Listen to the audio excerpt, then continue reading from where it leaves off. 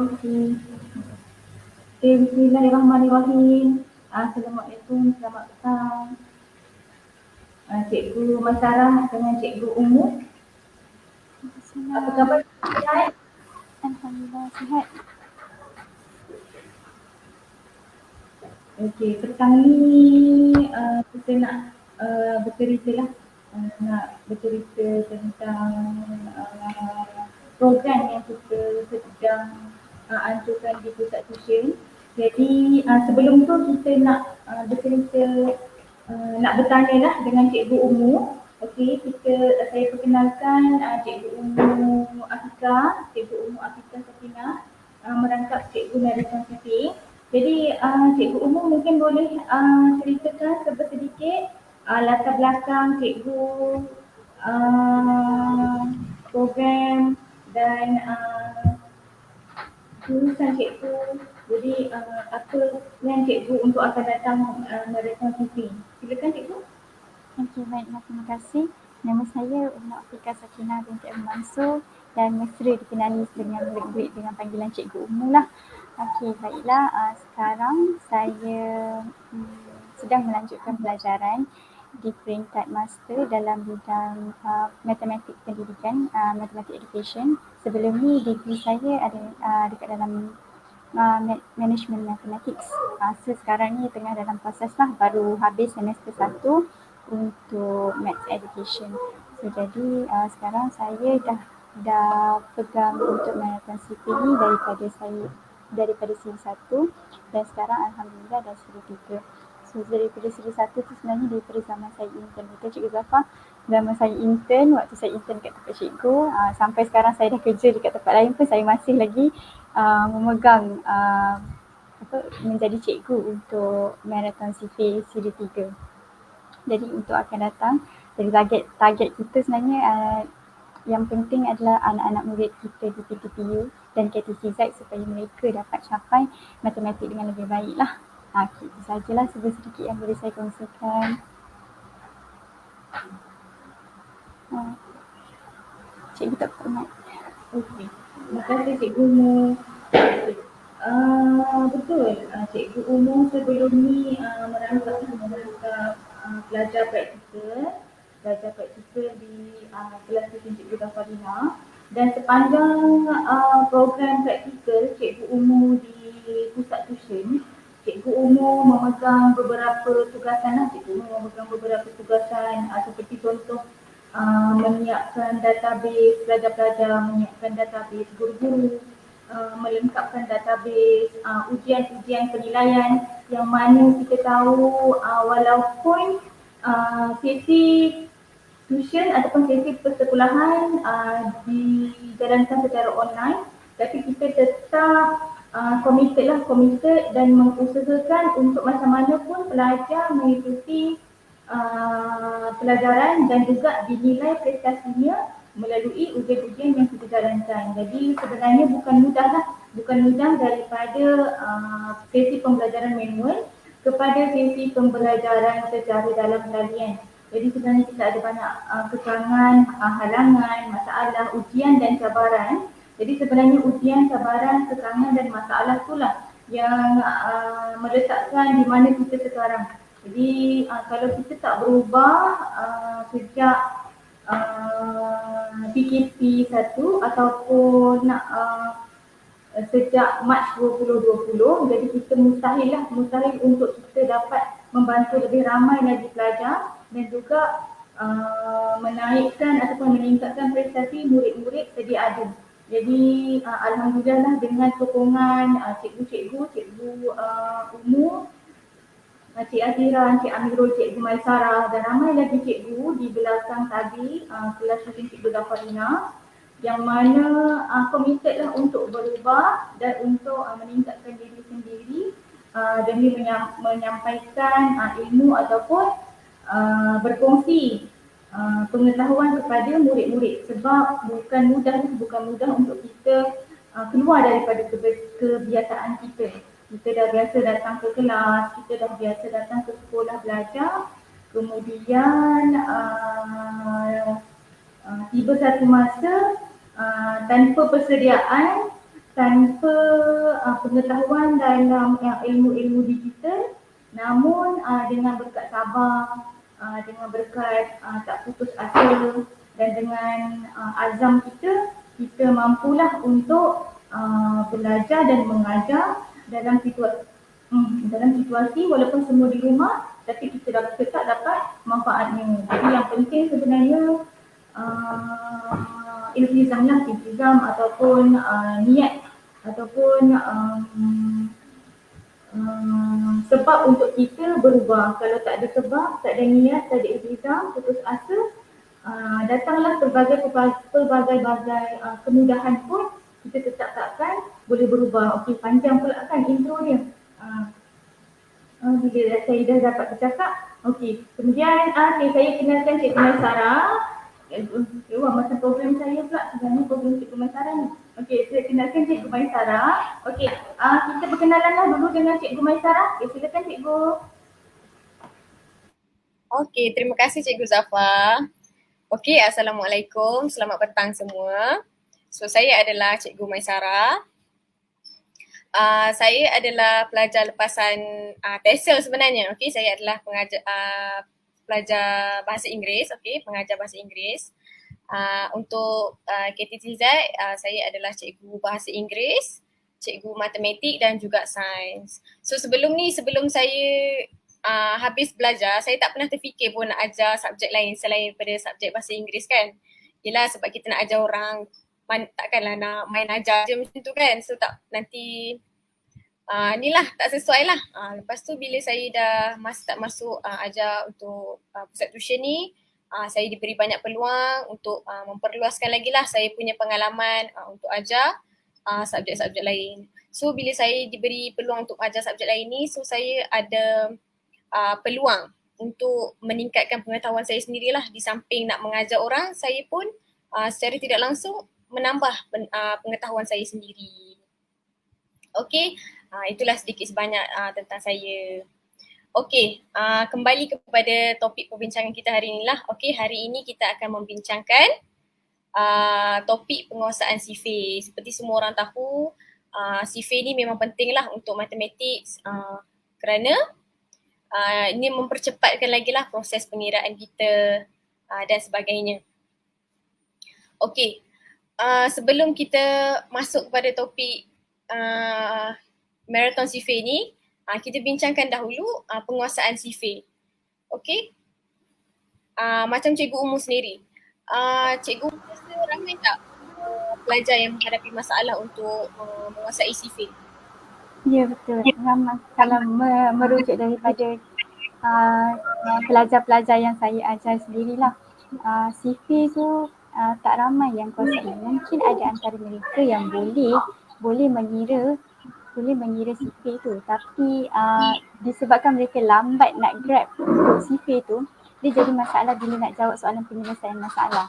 Mereka tahu macam mana nak kira sifir tu, tapi sebab lambat nak kira sifir tu yang jadi bila nak selesaikan satu-satu masalah tu jadi lambat. Dia dah lambat, soalan-soalan yang lain pun akan terlepas juga. Itu satu masalah murid lah. Yang lagi satu masalah murid adalah cuai. Cuai ni memanglah sangat. Walaupun kita ada pelajar yang dah join daripada marathon sifir 1 sampai marathon sifir 3 ya.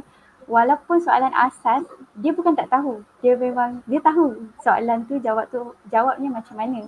Tapi disebabkan cuai, dia tends untuk silap lah bila membuat jalan kerja tu. Jadi sebab tu penguasaan sifir ni bukan sahaja dilihat daripada segi adakah budak tu dah hafal sifir ataupun belum, atau budak tu dah tahu, pelajar-pelajar tu, murid-murid tu dah tahu macam mana nak kira sifir, tapi macam mana juga mereka nak mengurangkan kecuaian semasa mereka menjawab. Sebab sifir ni, penguasaan sifir ni dilihat memang sangat penting lah, bukan macam tambah tolak, sebab dia lagi satu dia akan terkait dengan bahagi. Bahagi ni memang lagi satu memang dia dalam operasi asas, dia adalah satu level yang tinggi selepas darab. So macam sekarang ni macam saya saya bukan ajar budak darjah 6 je. Jadi ajar budak darjah 2 di mana budak darjah 2 ni adalah yang asas di mana kita adalah kali pertama memperkenalkan mereka apa itu bahagi dan apa itu darab. Jadi mereka dalam proses nak kenal apa itu darab dan apa itu bahagi. Jadi bila darab ni sekarang ni mereka dalam proses untuk catch untuk faham, untuk kuasai darab tu, okey, kita dah boleh slow-slow untuk introduce untuk bahagi. Bila bahagi, bila kita nak ajar, kita kena tahu macam mana nak kaitkan darab ni dengan bahagi. So bila nak menggunakan cara mengajar tu pun kena tengok juga budak. So macam baru-baru ni juga saya buat pada kelas saya untuk yang darjah 2 tu, matematik. Mereka tak perasan sebenarnya yang bahagi tu adalah terbalik daripada darab. Dia cikgu kena tulis satu macam, oh cikgu ni terbalik je sebenarnya. Contohnya macam kita cakap 4 darab 5 sama dengan 20. Okay, 4 darab 5 sama dengan 20. Jadi kalau cikgu bahagikan 20 bahagi 5 sama dengan 4. Sama juga 20 bahagi 4 sama dengan 5. Kita tuliskan satu-satu. Baru dia nampak sebenarnya, okey, macam ni rupanya fungsi darab yang kita belajar tadi. Sebab mereka dah hafal dah darab tu, tapi bila nak buat bahagi susah. Jadi sebab tu macam penguasaan darab tu selain daripada hafal tu, mereka juga kena tahu macam mana nak kaitkannya dengan bahagi. Sebab tu cara pengajaran cikgu pun kena sangat penting lah dekat dalam ni. Kita nak tengok budak faham ke tak faham. Okay, itu belum lagi cerita dengan penyelesaian masalah. Ini baru macam piece ataupun fasa satu di mana mereka mesti tahu membezakan soalan direct ni macam mana pula dengan bila bentuk dengan soalan penyelesaian masalah. Macam itulah. Itu daripada apa yang saya nampak lah sepanjang saya mengajar. Alright. Betul cikgu. Okey, untuk operasi songsang lah kan kita panggil ni. Okey, Ya, betul. tambah pasangan dia dengan darab, dengan tolak. So bahagi pasangan dia dengan darab. So pelajar saya sendiri pun sebenarnya ada juga masalah ni. Dia orang tak nampak lah, kita kata tak nampak lagi cara operasi benda ni. Sebenarnya saya dah cakap banyak kali, terbalik dia songsang. Kalau awak tambah, awak pasangan dia dengan tolak. Kalau awak darab, pasangan dia dengan bahagi. So bila pelajar ni tak nampak, bila dia tak nampak lagi, so dia akan rasa benda tu payah. Kan? Bila dia rasa dia payah, itu yang membuatkan pelajar jadi takut untuk belajar matematik. Betul. Apa orang panggil math phobia. Okey? Dia orang ya, betul. Bila kita suruh buat latihan matematik je, dia mulalah tak nak lah, tak pandai lah. Lepas tu baru dia orang cakap, betul. saya ni memang tak pandai. Saya tak tahulah cikgu. Dia term je saya tak tahulah cikgu. Padahal bukan cikgu baru ajar ke benda ni tadi. Okey, sebab tu macam kita nak, lagi satu kita nak kena maksudnya push mereka ataupun support mereka untuk rajin bertanya. Sebenarnya selain daripada mereka cakap tak tahu tu, mereka kena faham apa benda sebenarnya mereka tak faham. Budak-budak ni dia cakap dia tak faham, tapi dia tak tahu kenapa dia tak faham. Jadi itulah masalah bila belajar matematik ni. Dia kena awak, sebab tu macam bila cikgu nak tunjuk, cikgu kena tunjuk satu-satu. Okey, sekarang compare dengan bandingkan dengan jawapan awak, apa yang beza dalam kerja awak dengan apa beza dalam kerja cikgu. Jadi dekat situlah sebenarnya yang awak tak faham. Itu yang kita nak kena, maksudnya selain daripada mereka faham macam mana nak buat, mereka pun nak kena pandai juga untuk grab ataupun diajar, dilatih untuk grab, maksudnya faham mana yang mereka salah. Itulah bila cakap tentang matematik, itulah selain daripada kita nak benda tu betul, mereka juga nak kena faham apa yang diorang salah tu. Itulah dia. Betul cikgu. Dia macam benda ni benda abstrak lah kan. Dia kena bagi student tu nampak sendiri. Sebab kalau kita suruh fikir sendiri, nanti dia tak nampak. Okay. Kalau saya pun kalau nak buat pengiraan, saya tak suka student saya kira dalam kepala. Saya tak suka dia kira dalam hati. Kadang-kadang kira senyap-senyap, lepas tu tahu-tahu tulis jawapan. Saya tak suka. Kalau untuk pelajar yang peringkat awal, kalau boleh saya nak dia kira dia bercakap. So bila dia bercakap, kita pun boleh dengar macam mana proses dia mengira tu, macam mana proses dia buat darab tu. So kalau salah kita boleh betulkan terus. Kalau dia kira sendiri-sendiri ni, nanti kita tak tahu. Lepas tu kita pun tak tahulah nak bantu dekat mana. Bila kita betul. tak faham, dia tak tahu dekat mana. So kita pun tak boleh nak bantu. Mungkin untuk pelajar-pelajar macam tu, itulah salah satu cara kan nak bagi dia orang nampak lah benda ni, okey, cara pengiraan ni. Okey. Kalau ikut pendapat Cikgu Umu, cara mana yang Cikgu rasa, teknik apa yang kita boleh gunakan untuk membantu pelajar menghafal sifir? Untuk Lain menghafal daripada kalau secara teknik hafalan tradisional dulu kan cikgu kita suruh kita ambil sifir, lepas tu hafal sifir 1, sifir 2, satu-satu lah. Itu teknik tradisional dahululah. Tapi sekarang kan dah ada banyak sangat teknik, teknik penguasaan sifir lah.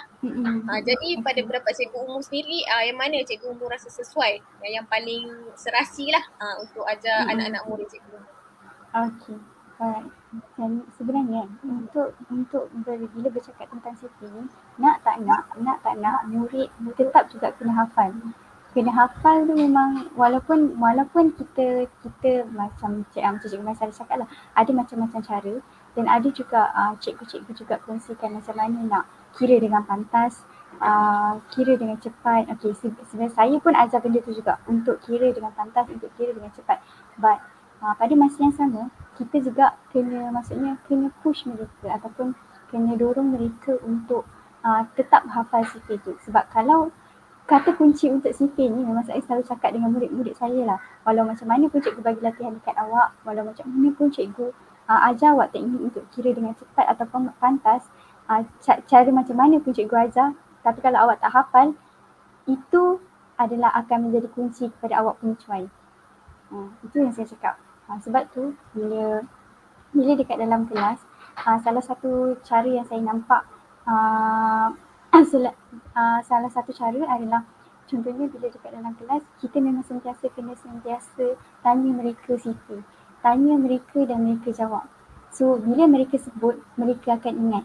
So dan teknik untuk sebut dan ingat tu pun bukannya cikgu boleh tak kalau saya baca 2, 4, 6, 8, 10 ataupun 3, 6, 9, 12 tu macam tu. Itu adalah menjerat. Kalau yang gunakan cikgu saya hafal tapi dia sebut 2, 4, 6, 8 macam tu kan. Bila dia menghafal dengan cara tu, gaya menghafal tu pun ada caranya.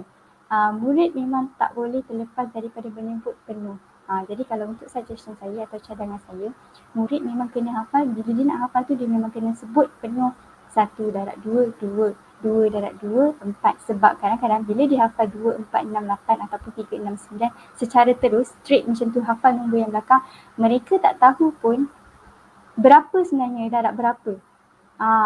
Itu yang saya cakap, itu yang akan menjerat mereka.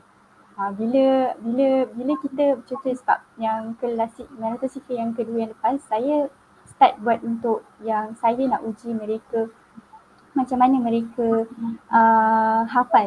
Saya nak tahu macam mana cara mereka menghafal. Jadi saya tiap minggu saya akan tanya soal. Okey, jadi ada murid cakap, cikgu boleh tak kalau saya nak sebut 3, 6, 9? Okey, saya biarkan. Saya okey. Saya maksudnya meraihkanlah macam mana cara dia menghafal. Okey, lepas tu apa yang berlaku adalah dia sangkut dan dia lupa. Okey, contohnya macam dia baca 3, 6, 9, 12. Okey, lepas 12 tu dia dah tak ingat berapa. Okey, saya cakap lah. Okey, selepas yang 3, 6, 9, 12 tu 5 kali 3. 5 darab 3 berapa? Dia tak tahu. Itu yang saya cakap dia menjerat. Bila dia hafal 3, 6, 9, 12, 15 tersetera macam tu, dia tak tahu pun sebenarnya berapa darab berapa, nombor berapa yang darab berapa yang dapat nilai tu. Jadi saya pun macam bila murid ni kita nak kena tunjukkan yang mereka tunjukkan tau ada silap sikit dengan dia punya cara hafalan tu. Bila dia nampak, bila saya cakap awak perasan tak bila awak hafal macam tu awak tak ingat pun berapa darab berapa sebenarnya. Yang awak hafal adalah nombor, bukan sifir. Saya cakap macam tu dengan murid, awak hafal tu adalah nombor, bukan sifir. Jadi budak tu macam, oh ya ke cikgu? Okey, saya boleh semula dengan saya sebut berapa. Okey, bila dia sebut berapa, dia sebut semula dengan 1 darab 3 berapa, 2 darab 3 berapa, okey sampai akhir. Saya tanya semula, okey sekarang 5 darab 3 berapa? Dia boleh jawab. Bila dia hafal nombor sahaja, itu yang saya cakap, dia hafal nombor, bukannya hafal sifir. Sekarang ni kita nak dia hafal sifir bukan hafal nombor. Macam tu. Jadi tu macam teknik hafalan tu pun membantu mereka untuk macam mana kuasai sifir. Okey. So macam yang kita tahu macam-macam teknik juga, ada cara untuk mengira pantas dekat macam-macam lah dekat YouTube ada, even saya sendiri pun ada ajar. Saya memang tekankan, saya cakap okey, cikgu ajar ni adalah sebagai guideline ataupun sebagai panduan awak macam mana semasa awak nak hafal tu, awak tulis benda tu. Supaya awak laju sikit lah nak tulis. Tak adalah awak nak kena, macam kita tahu kan asas sifir adalah tambah berulang kali. Tak adalah budak nak kena tambah untuk dapatkan satu sifir yang lengkap. Saya cakap, okey, ini cara untuk kira cara untuk kira pantas ini hanya untuk membantu awak menghafal. Itu tak bermaksud awak perlu menghafal. Itu tak bermaksud yang awak tak perlu menghafal. Awak masih lagi perlu menghafal. Sebab menghafal ni penting untuk kurangkan kecuaian pula. Itulah salah satunya. Itu kalau daripada segi untuk macam mana untuk menghafal. So dari untuk tarik minat budak tu pun ada macam-macam cara jugalah, macam sekarang lah marathon sifir yang kita buat ni kan. Saya memang fokus untuk game based learning. Sebab kalau belajar dengan saya, kalau budak-budak yang selalu masuk kelas saya tahulah saya memang banyak main game. Even kelas bahasa Inggeris private tuition saya pun saya akan main kita akan buat game yang banyak. Sebab bagi saya bila kita bermain ni budak tak akan rasa pressure untuk belajar tu. Sebab kids at their age, macam kanak-kanak atau mereka dikategorikan sebagai kanak-kanak lagi, pada umur mereka ni mereka masih lagi nak bermain. Jadi kita tarik mereka dengan cara bermain lah. Sebab tu bila dalam kelas, okey, awak kena selesaikan satu-satu task ni, baru cikgu bagi game. Okey, that game tu yang trigger mereka untuk okey, aku kena selesaikan soalan ni, kena juga buat soalan ni, kena siapkan soalan ni, baru cikgu bagi untuk main game. So in that game juga, game yang kita pilih tu, walaupun dia sebenarnya nampak macam game, tapi at the same time mereka belajar juga di situ. Macam tu lah. Salah satunya selain daripada hafal ataupun tarikan daripada segi game, dan cikgu sendiri pun nak kena happening dan buat soalan tu jangan nampak susah. Kita have fun, budak pun kena have fun juga. Macam tu. Betul cikgu, bila kita guna game ni, student tu pun sendiri tak sedar yang dia pun tengah belajar time tu. Dia fikir tengah seronok ni nak main ni, secara tidak langsung dia tak nampak pun yang dia tengah belajar, tapi dia tengah belajar melalui proses permainan tu lah yang cikgu selitkan dekat dalam pembelajaran.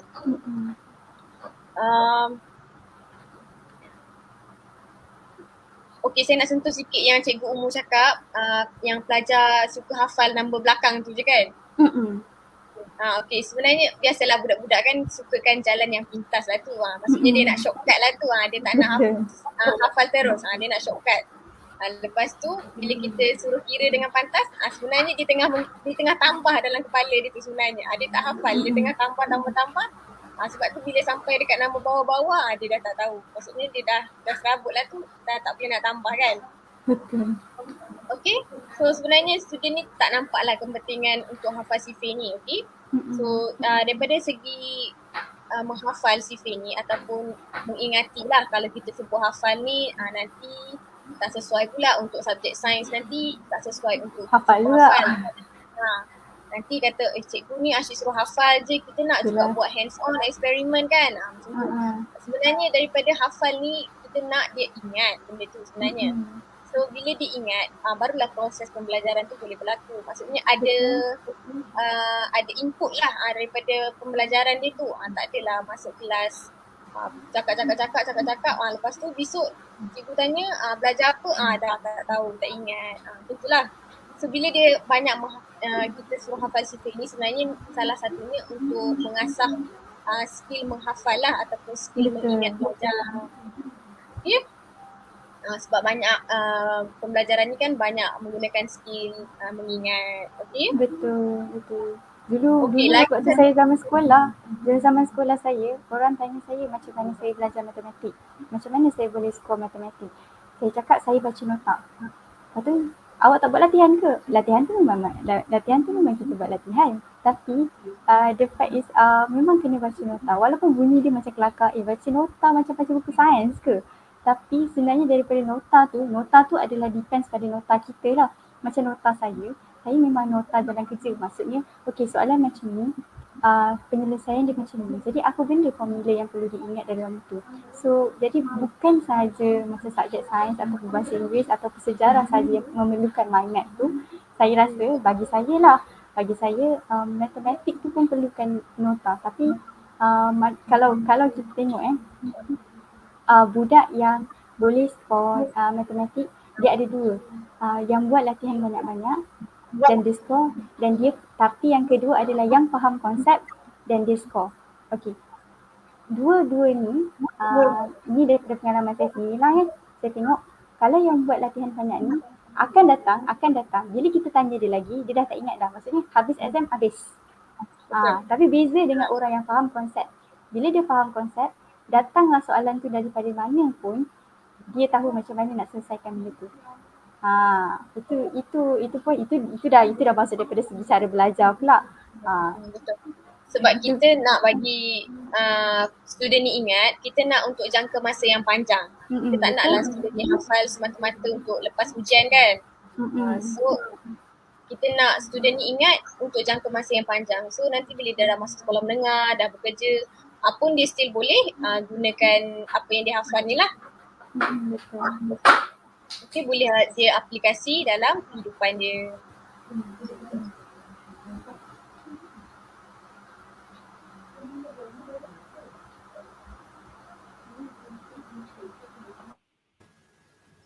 Okay, tadi Cikgu Umu ada sebutkan ada penggunaan games dalam Cikgu Umu punya kelas matematik.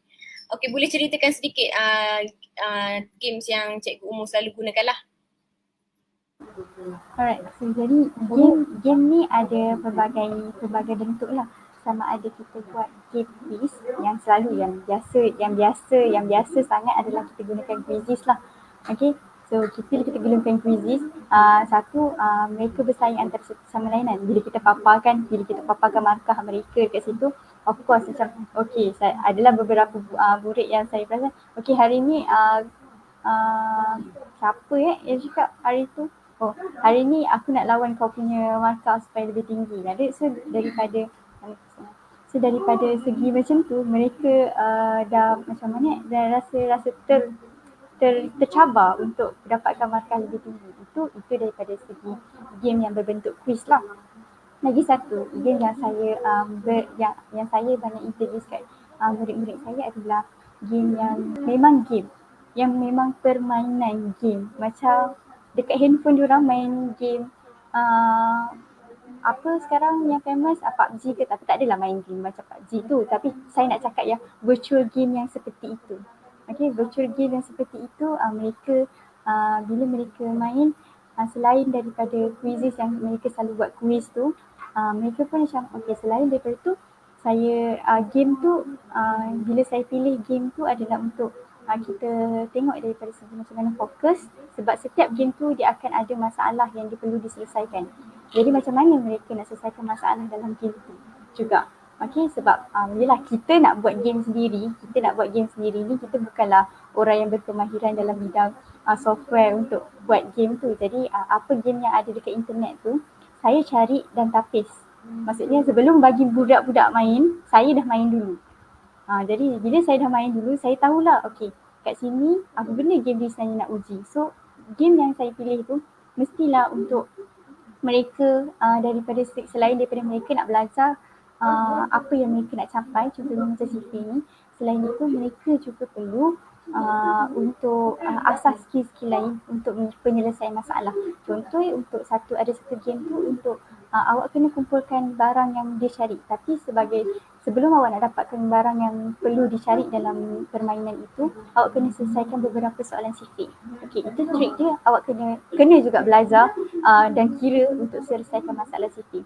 Tapi at the same time, sebenarnya bila game yang berbentuk ni, ini adalah peringkat awal bagi mereka untuk selesaikan soalan penyelesaian masalah dalam matematik.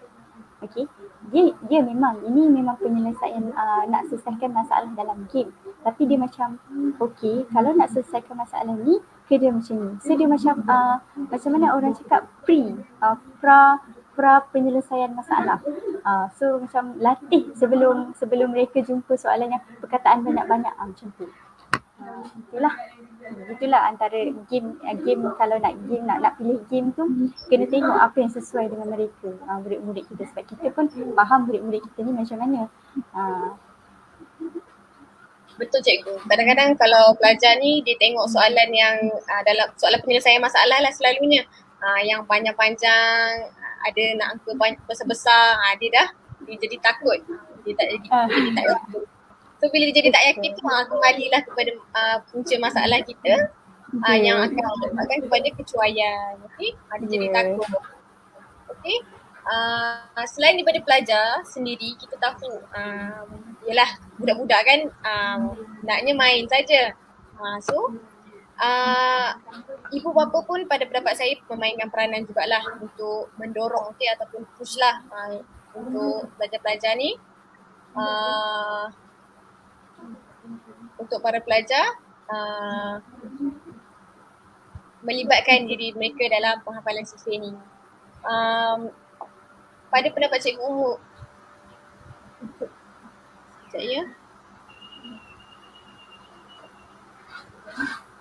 pada pendapat cikgu umum, sebenarnya perlu atau tidak ibu bapa mengambil bahagian dalam membantu pelajar menghafal sifir? Sangat. Apakah cara-cara selain daripada guru, adakah ibu bapa perlu memberikan dorongan lah? Ya, betul. Sebab kadang-kadang kan dalam situasi pembelajaran sekarang kan PPR, so pelajar pun stres, ibu bapa pun stres, kadang-kadang dia tak nampak ataupun berlakunya lepas tangan lah, tak perasan anak tak pandai lagi baca sifir. Tahu-tahu dah darjah 6, tahu-tahu dah masuk sekolah menengah. So masalah yang lebih besar muncul lah bila dah masuk tingkatan 1, sifir pun masih perlahan, masih lagi ada masalah. Sebenarnya saya nak tanya soalan ni dekat Cikgu Zafar sebenarnya. Cikgu Zafar, macam mana Cikgu Zafar sendiri, sebab parents kan, Cikgu Zafar sendiri sebagai ibu bapa, Cikgu Zafar rasa kepentingan tak untuk parents ni take charge ataupun terlibat sekali lah dalam membantu anak-anak menghafal sifir? Sebab kadang-kadang ada yang terlepas pandang, ada yang tak perasan, ataupun dalam situasi yang lebih memburukkan lagi, ibu bapa sendiri pun tak nampak kepentingan hafal sifir ni. Dia pun macam tak apalah anak aku tak nak ni, tak apalah nanti di waktu masa akan datang akan mendatangkan masalah lah kepada pelajar tu. Macam mana cikgu? Terima kasih Cikgu Masyarah tanya saya pun tunggu juga giliran saya ni. Okey, tak ada. Okey, kalau cikgu bertanya pada saya lah, kalau saya ibu yang bekerja, jadi dalam masa yang sama saya juga ada anak yang sedang bersekolah. Jadi sebenarnya bila kita cakap tentang ibu, sebenarnya ibu yang bekerja ataupun ibu yang tak bekerja, dua-dua sebenarnya bekerja juga. Maksudnya ibu yang bekerja, okey dia bekerja dekat pejabat, mungkin mengajar, mungkin polis, mungkin dalam sektor awam, mungkin dalam sektor swasta. Manakala ibu yang tak bekerja tetap juga bekerja di rumah.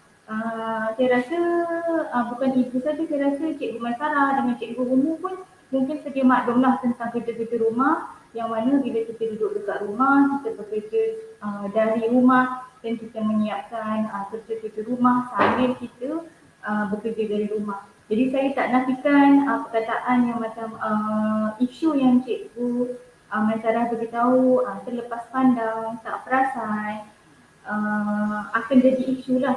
Sebabnya kita perlu bahagikan antara tugas-tugas rasmi dan juga tugas-tugasan amanah ataupun tanggungjawab di rumah. Jadi sebenarnya itulah pentingnya orang ketiga. Jadi orang ketiga ni sebenarnya bukan, maksud saya orang ketiga ni bukan orang jahat. Orang ketiga ni ialah cikgu lah. Orang ketiga ni ialah cikgu. Orang ketiga ni ialah pembantu. orang ketiga ni ialah pembimbing ataupun orang ketiga ni ialah penasihat. Yang mana kita tahu kadang-kadang walaupun kita sebagai ibu kita tak nampak, tak perasan. Jadi orang yang mampu menasihat, membimbing anak kita ni ialah orang ketiga lah. Yang mana kadang-kadang kita perasan kalau pelajar-pelajar kita, murid kita cakap apa yang diperkatakan oleh ibu ataupun ayah tak diambil serius. Tapi bila orang ketiga cakap, orang ketiga ni kalau kanak-kanak ni, orang ketiga ni biasanya pengaruh rakan sebaya dan cikgu dia. Jadi orang ketiga ni, cikgu ni, penasihat ni, pembimbing ni lah yang sebenarnya ada significant role dalam perkembangan anak-anak ni. Kadang kita tak perasan pengaruh cikgu ni pada anak-anak kita. Kita tak perasan, kita akan jadi perasan bila kita cakap sesuatu. Okey, contoh Aisyah tolong jawab soalan matematik ni, buat macam ni, ibu ajar. Okey, tapi dia akan bagi tahu kita, ibu, cikgu tadi ajar macam ni. Jadi dia refer apa yang cikgu dia cakap daripada apa yang ibu dia cakap. Jadi sebab tu saya kata walaupun saya seorang guru, jadi saya tetap juga perlukan bantuan orang ketiga ataupun guru ataupun penasihat, pembimbing Aisyah ni ataupun anak-anak ni supaya dia lebih serius dalam belajar. Bila belajar dengan ibu, dia lebih banyak bermain lah sebab ibu ni yang dia tengok dekat rumah, ibu sebagai ibu. Jadi dia ada rasa manja, ada rasa macam orang kata tu kalau dalam bahasa mudah manja lah, kadang mengada. Jadi kita memang perlu orang ketiga ni, cikgu, cikgu umur, cikgu Maisarah, cikgu sekolah untuk sebenarnya tiup semangat dia, pastikan dia konsisten. Itu komen saya lah, memang betul kita perlukan orang ketiga untuk kita elakkan isu yang macam cikgu Maisarah kata, terlepas pandang, tak perasan. Sebab kita kan manusia biasa kan, cikgu umum, cikgu Maisarah, kita walaupun kita rasa kita dah mengurus dengan baik, tapi akan ada masa kita akan rasa penat, kita akan rasa stres, kita akan rasa lelah, kita akan rasa letih. Jadi mungkin bila orang ketiga ataupun cikgu ambil bahagian dalam perkembangan anak-anak kita akan dapat masa rehat. Kita pun sendiri akan belajar bila anak kita belajar dengan orang ketiga ni. Orang ketiga ni boleh jadi kawan-kawan dia yang lagi pandai daripada dia. Orang ketiga ni boleh jadi cikgu sekolah dia. Orang ketiga ni boleh jadi cikgu tuition yang dia dapat. Jadi itu komen saya lah untuk elakkan isu terlepas pandang ataupun tak perasan anak-anak yang tertinggal ataupun lewatlah dalam perkembangan khususnya topik yang kita bincang hari ini, matematik.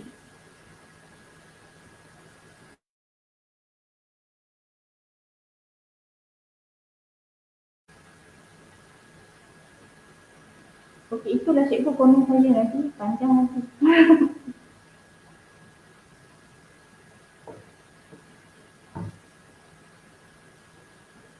Cikgu Maisarah on mic boleh?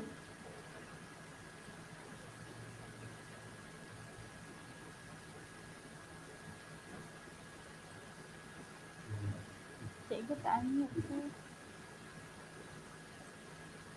Okey. Terima.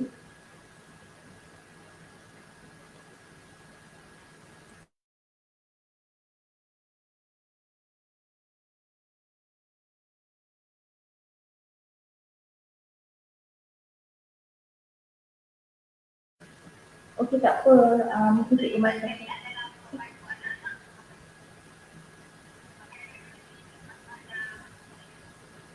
Okey, tak apa, saya kira dulu.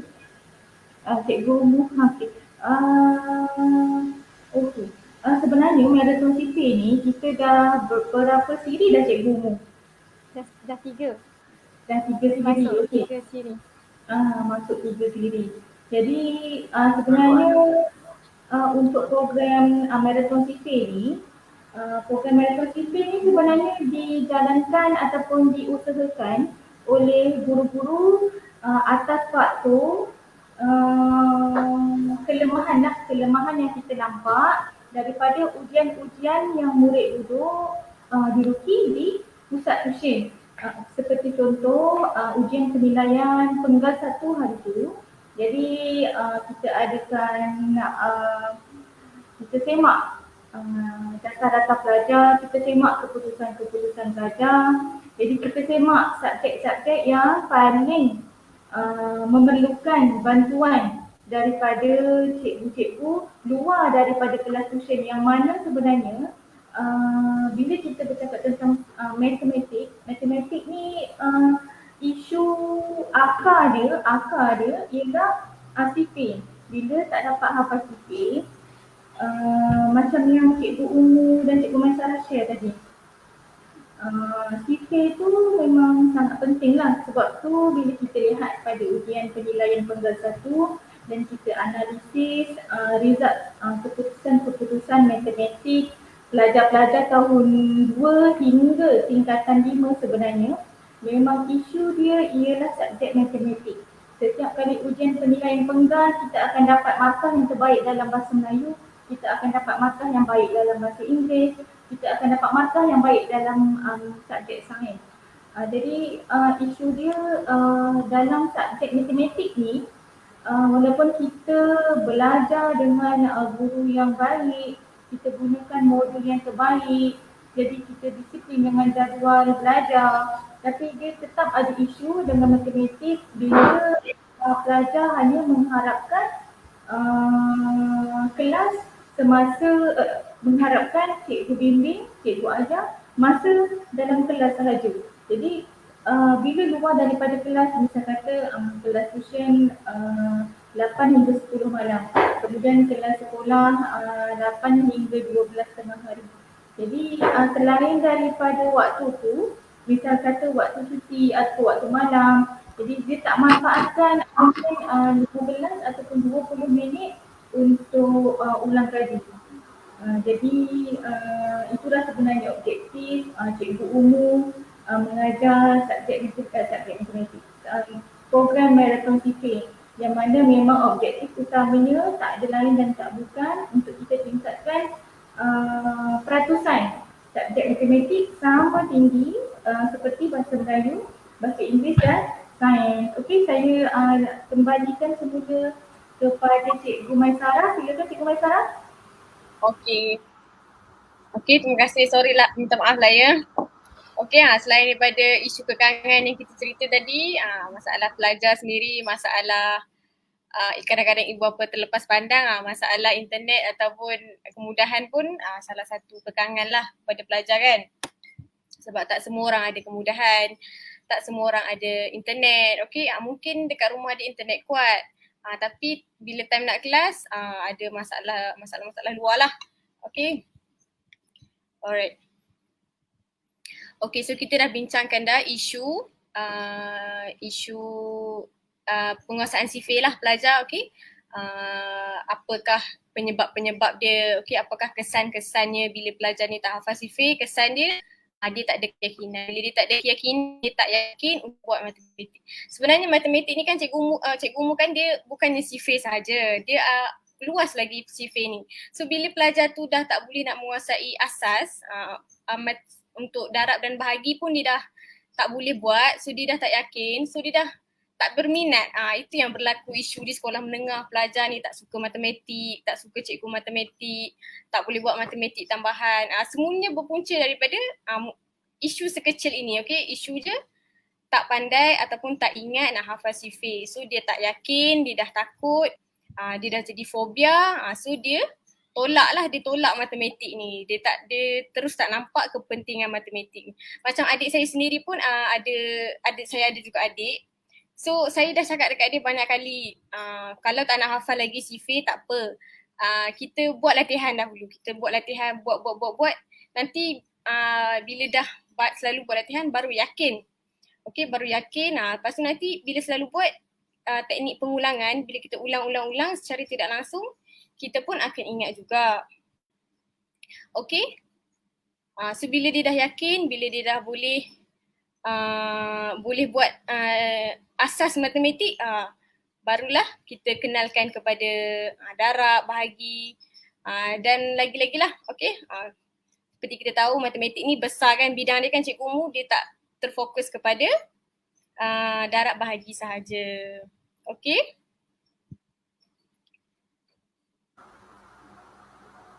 Oh, saya nak cerita pasal adik saya tadi lupa. Okay.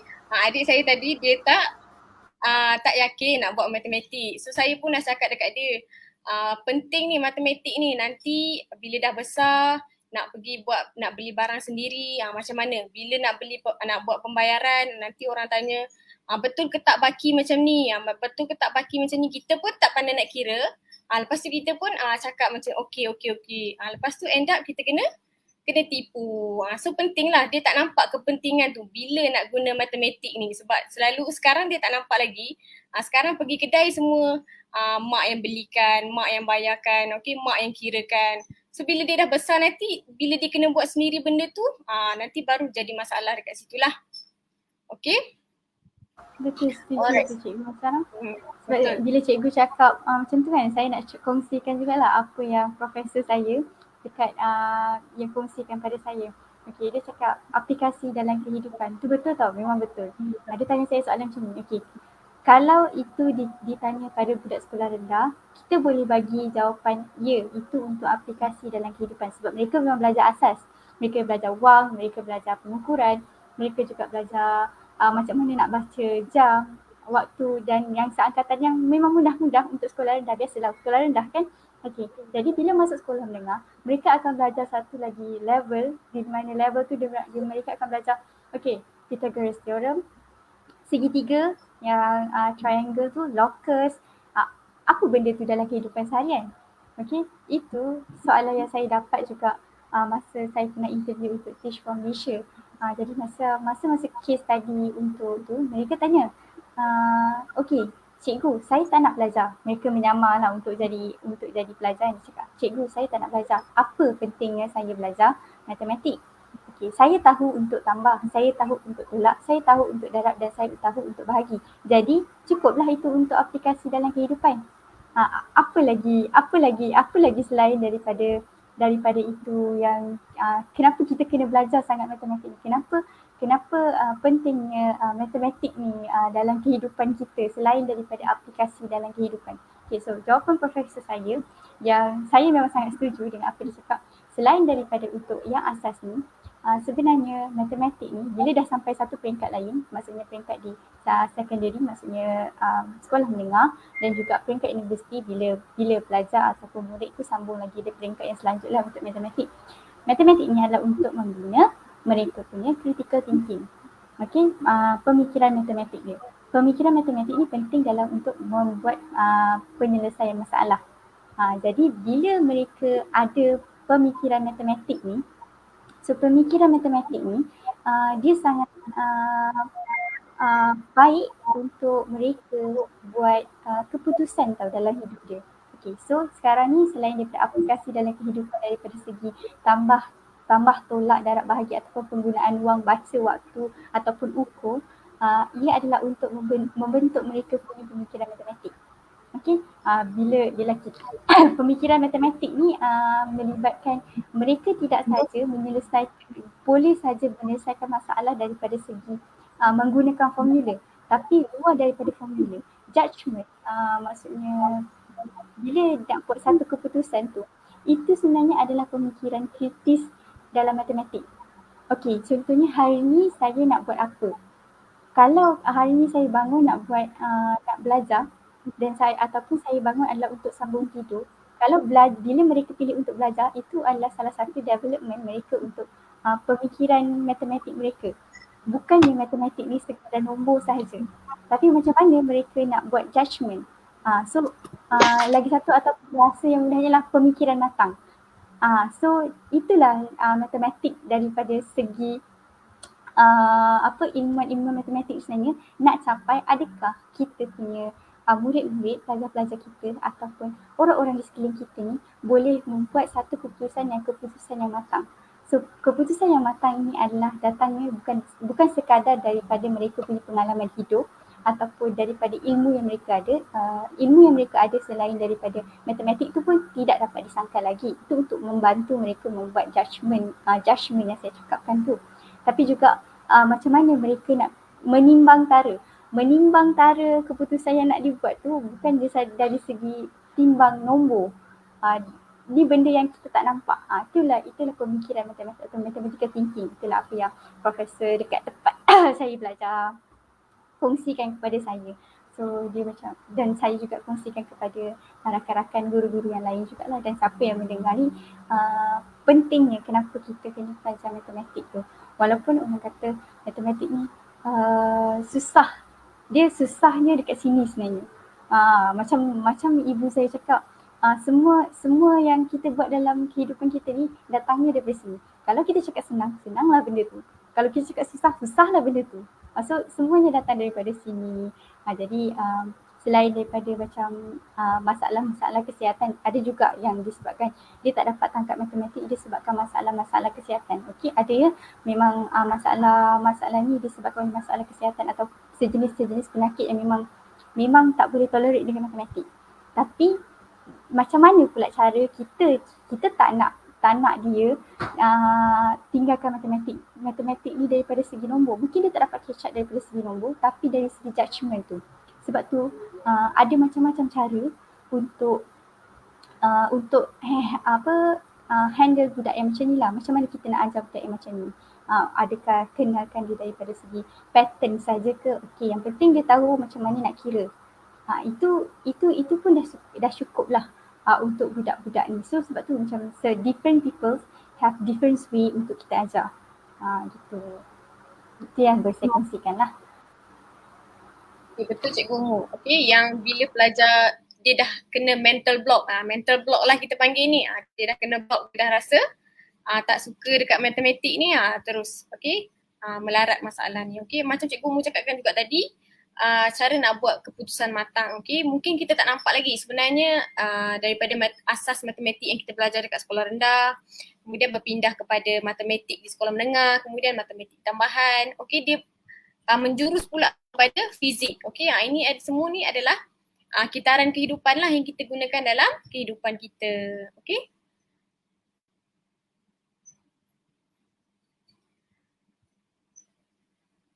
Sebab betul lah, sebab tak semuanya matematik yang rumit tu akan diteruskan lagi. Contohnya kan macam yang Cikgu Masya dah cakap, fizik kan, dalam fizik. Sebenarnya ada je sebenarnya gunanya kita belajar yang AdMath tu kalau kita sambung untuk engineering. Okay, so macam kita belajar differentiate kan.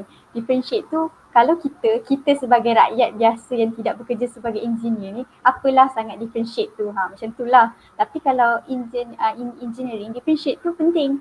Sebab kita nak tahu kadar perubahan yang sikit tu yang akan membantu engineer tu buat keputusan lah untuk tu.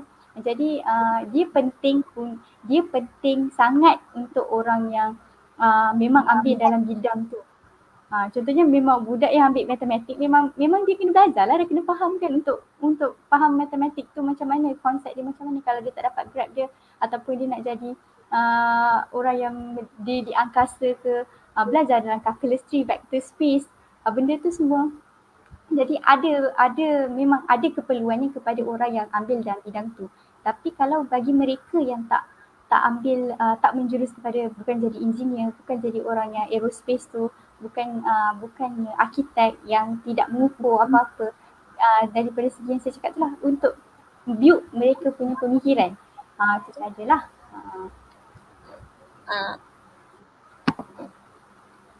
Kebolehan, saya nak sambung sikit, okay? Saya nak sambung sikit. Kebolehan pelajar untuk buat keputusan matang tu, saya rasa berkaitan juga dengan yang saya cakap mula-mula tadi, okay? Skill pelajar tu untuk mengingat, okay?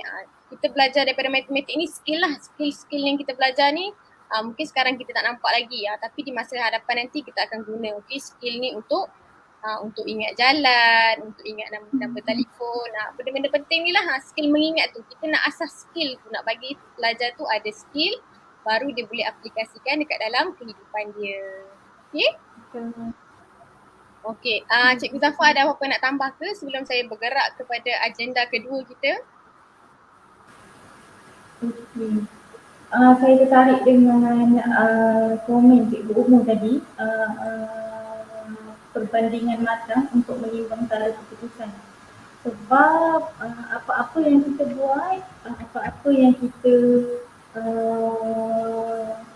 jalankan ataupun apa-apa Waima aktiviti di rumah, Waima aktiviti di tempat kerja, menimbang cara ataupun memilih keputusan yang matang tu semuanya melibatkan dalam bahasa mudahnya kira-kira ataupun dalam bahasa mudahnya melibatkan bajet, orang cakap kan. Jadi memang bila sekarang waktu umur tahun 2, tahun 3 tak nampak lah orang kata tu pentingnya penilaian keputusan, membuat keputusan yang matang. Tapi bila tahun 6, tahun 5, sebenarnya tahun 6 dan tahun 5 tu dia dah boleh orang kata tu mengaplikasikan macam mana membuat keputusan dengan matang. Macam contoh paling mudah sekarang lah. Sekarang kan kelasan dijalankan secara online. Jadi pelajar-pelajar memerlukan telefon, internet, data yang orang kata tu fix untuk gunakan setiap bulan.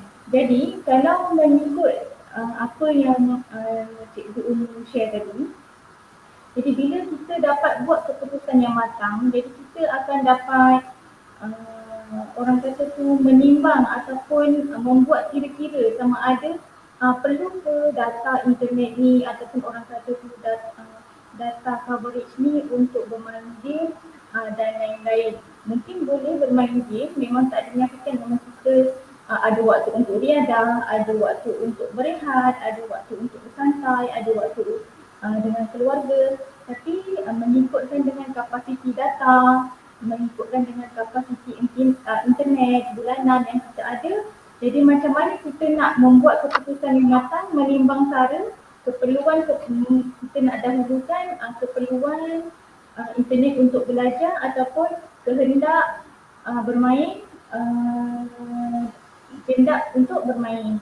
Jadi bila kita dapat bila Cikgu Umi share tadi membuat keputusan yang matang, dengan keputusan yang matang, dengan fikiran yang matang, menimbang cara, keperluan dan kehendak tu, jadi dia dah tak adalah isu tak ada internet lambat, melainkan memang kemudahan ataupun internet ataupun data tu memang tak ada sebab kita sedia maklum tidak semua pelajar yang memiliki kelebihan ataupun keperluan belajar di rumah.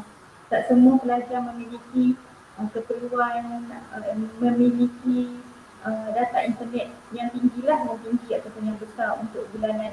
Jadi yang ini tak termasuk. Yang saya maksudkan ialah keperluan data internet yang baik, kemudian alatan yang ada laptop, kemudian ada laptop, ada handphone. Jadi macam mana dia nak menimbang cara keputusan sama ada perlu ke habiskan untuk game ataupun perlu ke dia simpan sikit untuk kelas, sebab dia semuanya melibatkan kira-kira kan cikgu. Jadi itulah komen cikgu. Jadi saya rasa cikgu boleh kita boleh ke segmen seterusnya. Silakan Cikgu Masarah. Okey, terima kasih Cikgu Umur. Cikgu Umur. Okey, betul lah bila dia dah pandai nak buat pengiraan, sebanyak pelajar ni pun dia dah develop rasa tanggungjawab, responsibility. Ini yang selalunya pelajar tak nampak ni, sebab selalunya ibu bapa yang dah fikirkan, ibu bapa yang selesaikan, ibu bapa yang pilihkan. So pelajar ni tak diberi peluang untuk membuat pilihan. So bila macam Zafar cakap tadi, sedikit sebanyak pelajar ni akan jadi lebih yakin lah, dia rasa yakin, maksudnya aku kena buat keputusan sendiri ni, internet ni berapa banyak aku nak buat pembahagian. So pelajar tu sendiri dia rasa bertanggungjawab, sedikit sebanyak menjadikan dia matang lah, Alright, kita nak tengok pula program yang kita jalankan untuk membantu pelajar tackle lah, untuk bantu pelajar tackle penghafalan CIFE ni. Okay, macam mana nak bagi pelajar ni lebih tertarik. Okay. Program yang kita sediakan adalah Marathon CIFE. Okay, program pengukuhan asas darab. Okay.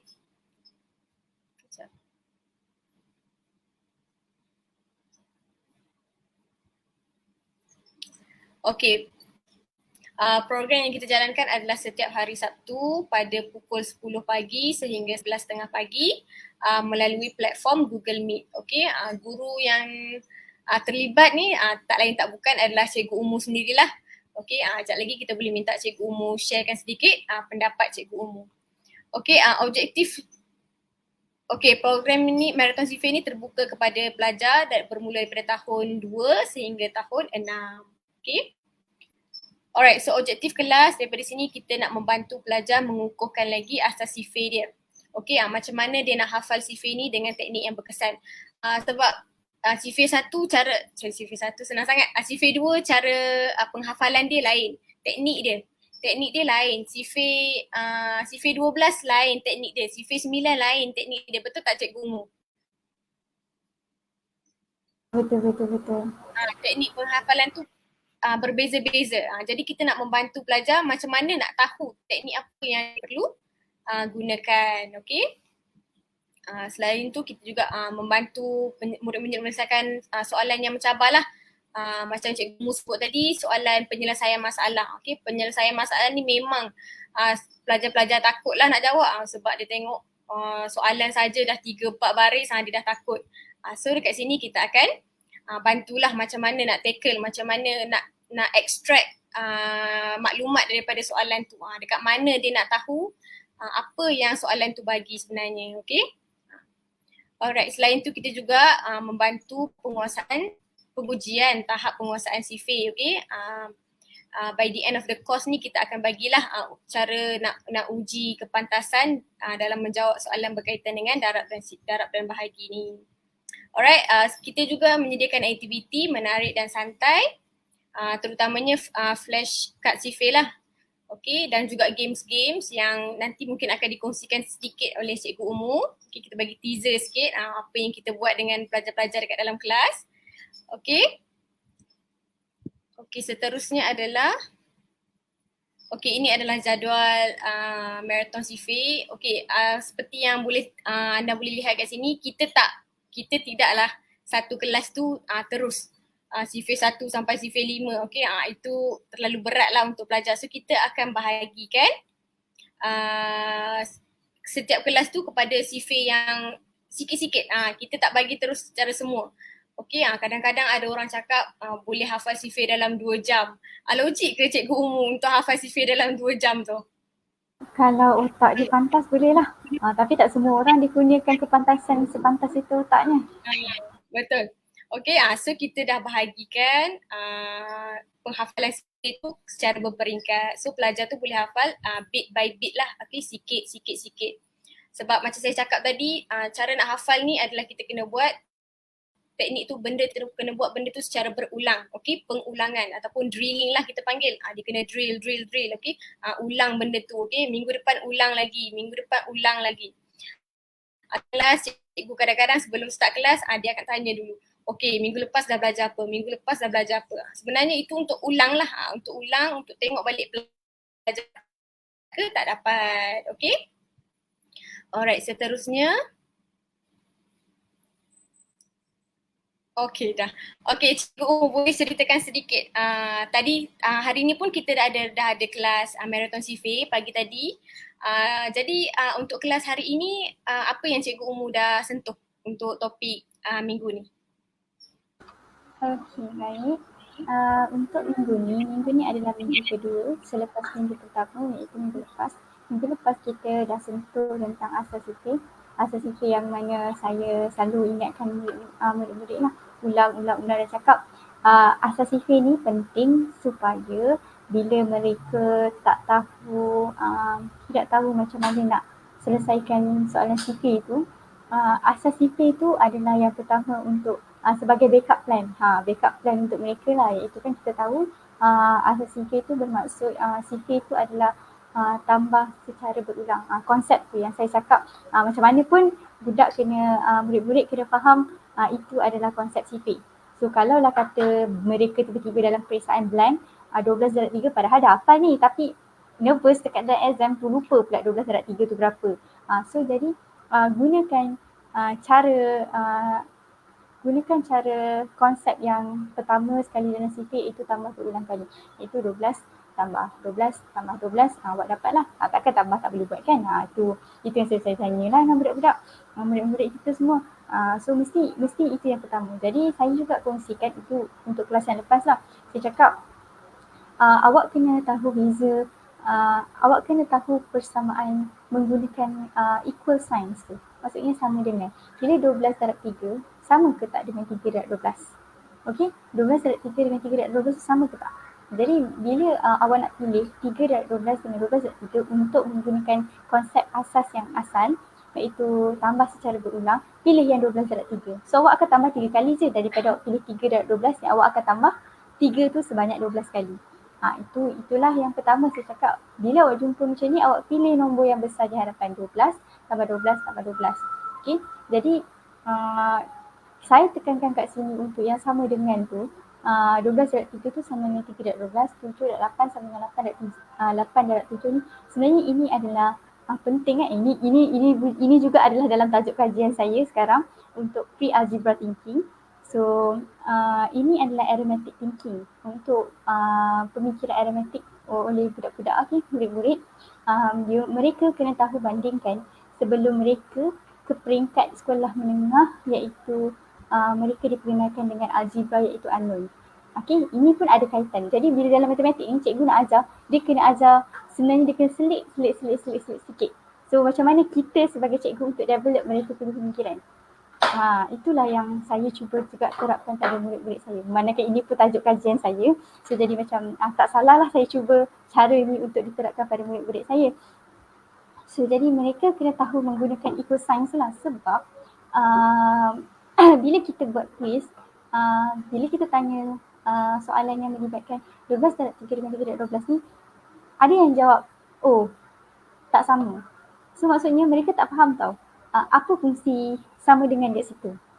So jadi macam kita sebagai cikgu ni kena tunjukkan yang okey, 12/3 ni dengan 3/12 ni sama. Macam mana awak cuba buat. Itu untuk asas CK lah yang minggu lepas kita belajar. Jadi itu adalah perkara-perkara yang saya tekankan untuk kelas pertama sebelum kita masuk yang kelas minggu ni, iaitu minggu kedua. Kita dah masuk untuk CK 1 sampai 4 lah, ataupun saya 1 sampai 4. Tapi saya tekankan juga dengan CK kosong. Hari ni saya sentuh balik CK kosong sebab untuk ujian yang lepas, untuk kuis yang lepas, ni kuis yang saya buat tu tiap-tiap minggu tu adalah untuk tengok macam mana cara diorang menjawab. So bila kita tahu macam mana cara diorang menjawab, kita tahu apa masalah diorang, mereka ni, murid-murid kita. Jadi kita tahu okey, so part-part mana yang kita kena sentuh. So part-part mana yang kita kena ingatkan lagi. Jadi macam itulah yang berlaku untuk kelas kita pada minggu ini. Sebabkan mungkin murid-murid kita ataupun partisipan kita untuk kelas kali ini adalah murid-murid yang daripada darjah 2. Yang banyak ni darjah 2, darjah 3 dengan darjah 4. Jadi mereka, apa yang mereka jawab pada kelas yang lepas adalah soalan yang melibatkan dengan darab kosong tu, mereka buat dia macam tambah. Dia jadi 12 darab kosong sama dengan 12. Sejak bila pula 12 darab kosong sama dengan 12 ni? Macam itulah. So saya macam, apa benda, kenapa macam ni? Kenapa macam ni? Sebab kalau diikutkan, kita sekarang berada di bulan 7.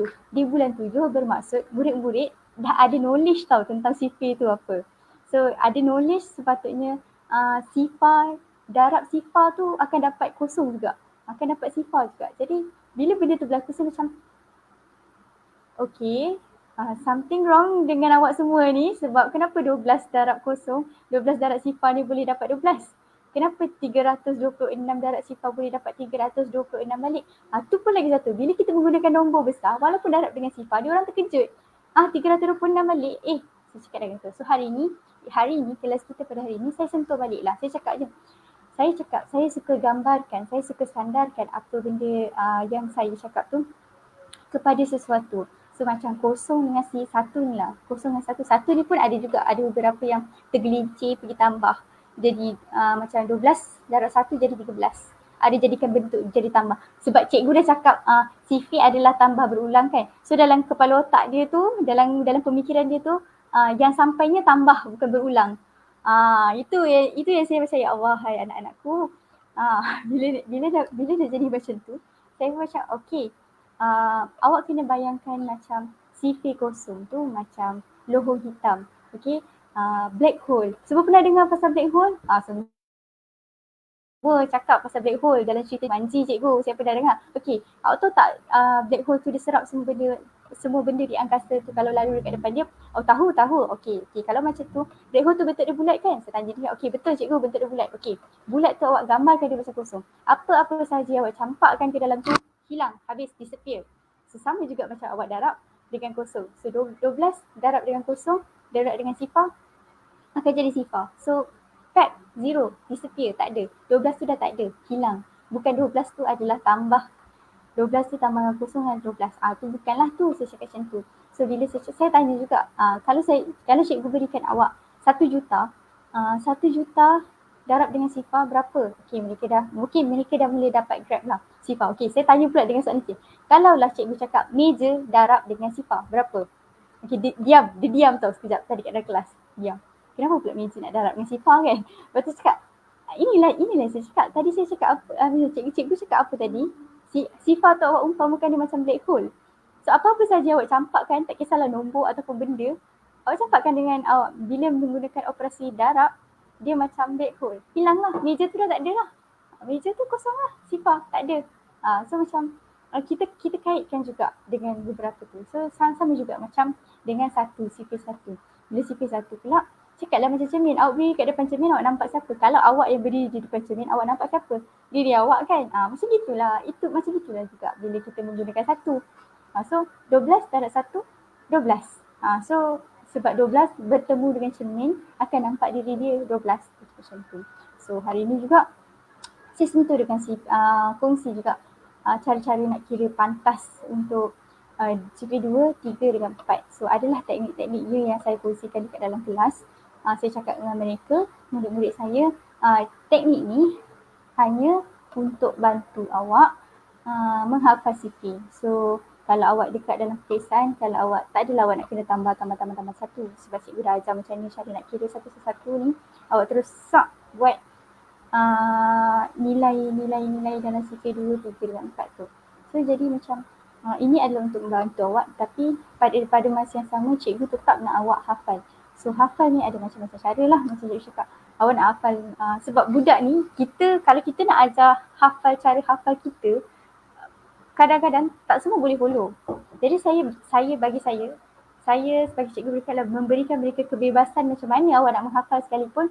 Cikgu tahu next class cikgu tanya awak dah hafal. Sebab saya cakap juga awak boleh juga buka kat YouTube. Ada dekat YouTube lagu-lagu CV. Okey, siapa yang minat lagu? Okey, buka lagu CV. Siapa yang minat tulis? Memang nak kira. Tulis je. Siapa yang minat nak menggunakan cara yang cikgu ajar dia untuk membantu dia menghafal? Okey, buat. So apa-apa saja. So at the end of the class, untuk next class minggu depan, targetnya bila cikgu nak awak baca sorang-sorang secara berdepan dengan cikgu, awak dah hafal CP tu. Okay, so kalau awak tak hafal tak apa, sedikit kita akan hafal dalam bentuk tanya. Bila lagi satu, bila kelas minggu depan iaitu akan ada spoken notification, maksudnya awak kena baca CP depan cikgu. Sama juga dengan sebelum saya dah buat benda ni masa datang CP2. Jadi dia akan trigger tau, sebab dia kena baca CP depan kawan-kawan. Jadi nak tak nak dia kena hafal juga. Sebab semua orang akan dengar dia baca CP tu, betul ke tak? So yang lain yang tunggu giliran nama dicabut, saya memang akan menggunakan ada roda lah. Roda tu memang akan pick randomly, bukan saya yang pick nama mereka, tapi roda tu yang akan pick nama mereka. So nama mereka siapa yang dapat dulu nasib lah. Kalau macam CP2 dengan CP1 hingga 4 ni kira macam petik jadilah dekat mereka. So macam benda tu senang kan. Nanti kita tengok nanti waktu CP5 hingga 8. Masa tu pelat-pelat lah mereka. Sebab 5 dengan 8 ni macam antara CP yang quite challenging juga. Sebab 10, 11 tak ada masalah tau. Ada kembali kepada 12. Itu nanti adalah bahagian-bahagian CP yang dekat dalam CP ni memang Macam sekarang ni kan 1 hingga 4 kalau nanti akan ada share markah murid-murid untuk kelas kedua ni, kita akan tengok dia orang punya CV tu memang 48, 45, 49, 50. Yelah CV 1 hingga 4 senang je tu. Tapi dia akan slow down dekat CV bahagian tengah-tengah ni. 5, 8, 5, 8 ada masalah. Sebab 9 dia ada cara yang guna kira tangan tu. 10 pula tambah kosong je macam dengan 1. 11 pula pun sama, konsep dia macam cermin juga, cuma kali ni awak kena menggunakan 2 cermin. So macam mana 2 cermin tu awak nak paparkan dekat diri awak. Itu daripada segi itulah nanti, sebab saya dah masuk kali ketiga kan kelas, jadi memang untuk CV selain daripada kelas saya mengajar sendiri, saya nampak dah budak-budak ni kalau dekat CV 6, 7, 8, 12 dia dah mula down kat situ. Macam banyak nombor cikgu, banyaklah sangat nombor.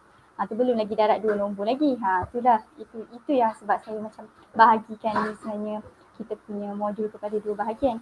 So modul 1 tu memang fokus untuk macam mana dia orang kenal CV, dalam CV ni 9 ni macam mana bentuknya, akhirnya dapat berapa, sikit 12 ni akhirnya dapat berapa. So barulah kita masuk ke penyelesaian masalah. Tu nanti kelas akan datang lah. So untuk yang ni, so selain daripada aktiviti-aktiviti itu, so saya juga hari ni kita ada guna satu lagi platform. Yang ni baru sebab saya pun baru masuk master kan. So saya diperkenalkan oleh lecturer saya gunakan GeoGebra ni. GeoGebra ni untuk bila buat guna Google Form latihan, saya hanya akan dapat hasil akhir. Betul? Cikgu-cikgu kalau cikgu guna Google Form, cikgu-cikgu akan dapat hasil akhir je. So bila saya guna GeoGebra, apa yang mereka buat, saya akan nampak.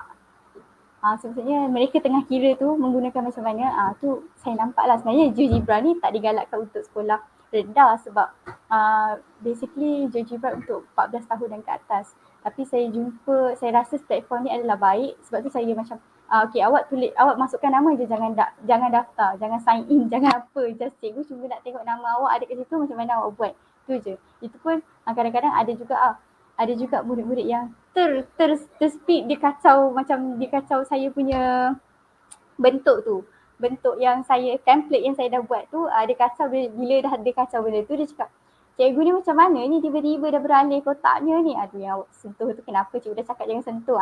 Itulah sebabnya GeoGebra tu tak digalakkan untuk budak-budak sebenarnya. Tapi sebabkan saya nak tengok mereka buat macam mana. Jadi macam kita jumpa satu platform ni, mungkin akan datang saya akan jumpa lagi platform yang lagi baik untuk saya perhatikan budak ni buat dia jawab macam mana. Selain daripada quizzes lah. Macam kita nak gunakan platform lain juga untuk supaya budak ni macam cikgu ni guna quizzes, cikgu ni guna Google Form je. So kita macam gunalah benda lain juga. So ini adalah salah satulah cara yang cikgu gunakan. Tapi ini memang untuk latihan je lah. Bila latihan maksudnya dia tak akan kacau awak punya markah ke apa ke, cuma cikgu nak perkenalkan awak kepada teknologi lain. Itu salah satunya lah. Okay. Lepas tu hari ni kita juga main game. So game tu memang 15 minit terakhir. 15 minit terakhir dalam kelas memang saya akan bagi mereka satu link game. Yang ini memang saya tak pantau lah, maksudnya tak pantau tu daripada segi saya tak nampak lah apa yang mereka buat. Tapi biasanya sama ada mereka buat ataupun tak, tapi biasanya mereka akan buat lah, confirm akan buat. Sebab itulah yang selalu mereka nanti-nantikan. Setiap dah nak habis hujung kelas tu macam, cikgu mana link game? Okay. Benda ni memang daripada Marathon CP1 sampai sekarang Marathon CP3. Walaupun ada budak yang dah join daripada 1 sampai 3, dia tetap juga akan tunggu game tu. Padahal kan, kalau ikutkan sebenarnya mereka boleh je cari sendiri dekat internet tu, tapi disebabkan cikgu bagi kan, bila cikgu tunjuk macam mana cara nak main tu baru macam macam ni cikgu nak main dia, macam ni So lagi satu adalah bila dia dapat bagi tahu dekat kawan-kawan dia tau, yang aku dah selesaikan dah ni kan, aku dah dapat dah kumpulkan barang tu. Lain dia punya feel tu lain kan. Kalau main seseorang kat rumah dengan sama-sama dengan kawan tu, dia punya perasaan tercabar antara satu sama lain tu lain. Itu yang macam itu yang saya nak sebenarnya dalam diri mereka tu, mereka rasa seronok dekat dalam kelas kita. So itu yang akan mereka nantikan lah, sama jugalah. So benda ni sebenarnya lagi satu, bila permainan CV ni adalah akan ada satu masa, okey, benda ni berlaku semasa maraton CP Siri 1 di mana tiba-tiba cikgu umur saya lah tu kan, tak nak main game. Tak nak main game sebab apa? Sebab keputusan masa tu memang drop sangat sebab mereka dah di CP. Masa tu dah di soalan penyelesaian masalah, mungkin masa tu baru naik cuti kot. So diorang punya pace tu memang hilang. Diorang dah okey dah, dah okey. Lepas tu cuti, ada cuti apa dah saya tak ingat masa tu, masa maraton CP 1. Lepas tu pace tu dah hilang tau. So masing-masing drop. So sebagai apa maksudnya hukumannya, no games lah untuk minggu tu. So no games untuk minggu tu. So the next week, diorang macam counter back balik. Oh, kita orang nak main game juga. So kita orang kena jawab soalan tu betul-betul. So sampai diorang tanya tau, untuk ini kelas yang lepas lah, Marathon CP Siri 1 masa tu, cikgu berapa minimum markah yang kita orang kena dapat supaya kita orang boleh dapat game. Okay, good. Awak kena dapat capai sekian baru dapat main game. So macam itu pun adalah salah satu macam permainan ni, the CP game ni, permainan CP ni, dia akan digunakan sebagai kunci untuk mereka bila mereka down nanti. No game lah for that week. So tak ada game untuk minggu tu. So you need to catch up balik benda tu. So nanti saya harap sangat tak ada stop cuti lah. Sebab kalau ada cuti nanti dia orang akan drop. Walaupun kita dah bagi latihan untuk okay, awak ada buku nanti buat latihan tu. Ini pun saya tengah dalam progress untuk membuat, kalau boleh saya tak nak mereka buat latihan yang kita bagi modul untuk mereka print. Kita akan bagi modul kat mereka, tapi saya tengah induct sama ada nak release modul tu dalam bentuk mereka print sendiri ataupun saya buat satu platform tempat di mana mereka kena jawab kat situ. Sebab kalau kita bagi modul tu, kalau mereka datang ke center, kita boleh check modul tu diorang buat ke tak. Tapi sekarang ni kita tak boleh nak semak sama ada mereka buat ataupun tak modul tu. So saya macam okay, so in process lagi cikgu masih nak transfer modul tu dah ada. Nak transfer modul tu sama ada 100% online ataupun kena bagi juga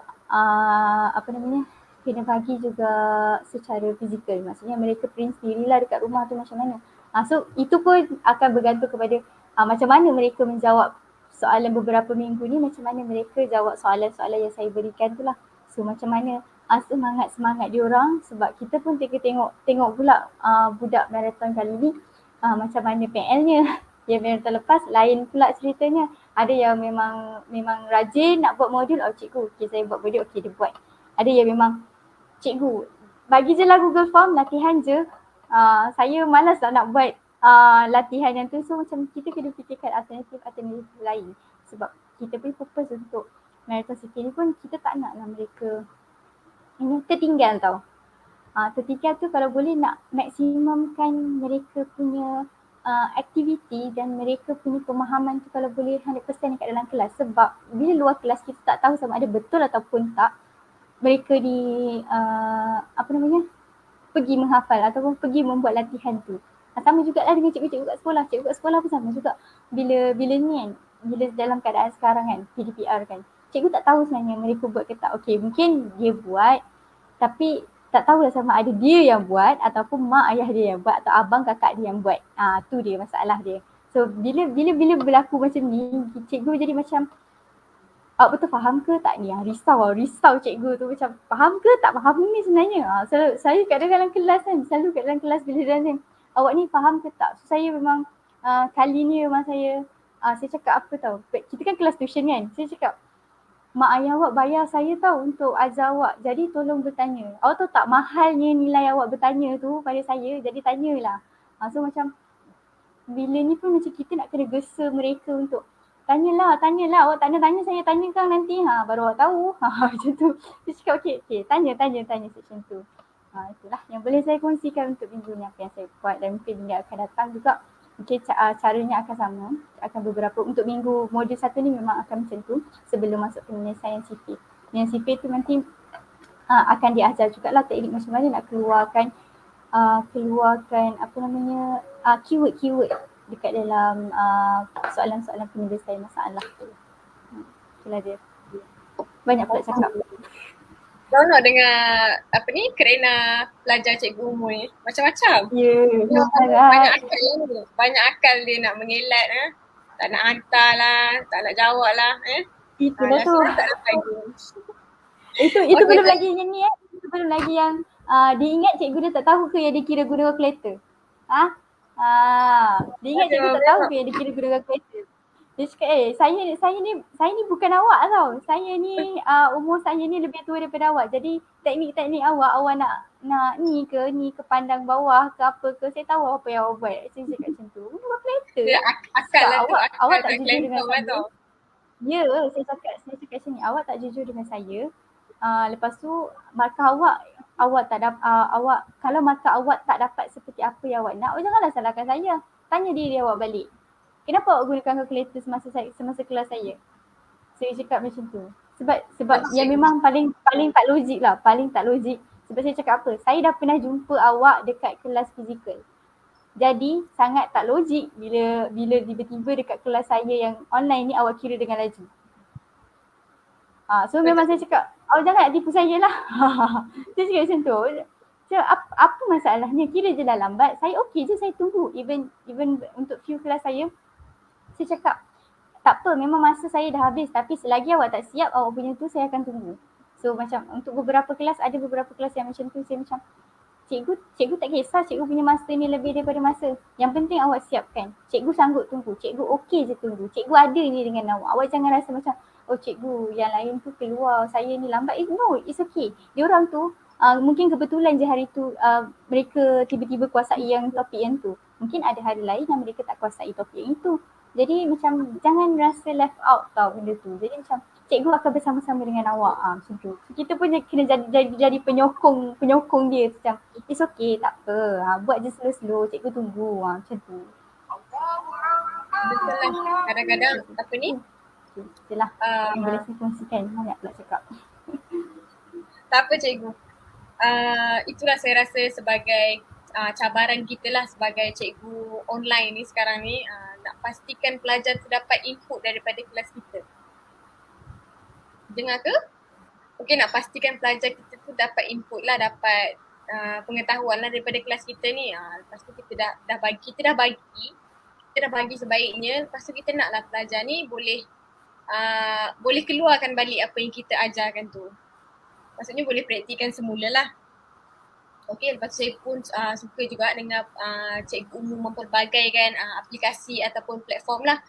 Mungkin kita cuba yang ni tak sesuai dengan pelajar kita. Tapi kita baca review okay sesuai. Tapi tak sesuai dengan pelajar kita.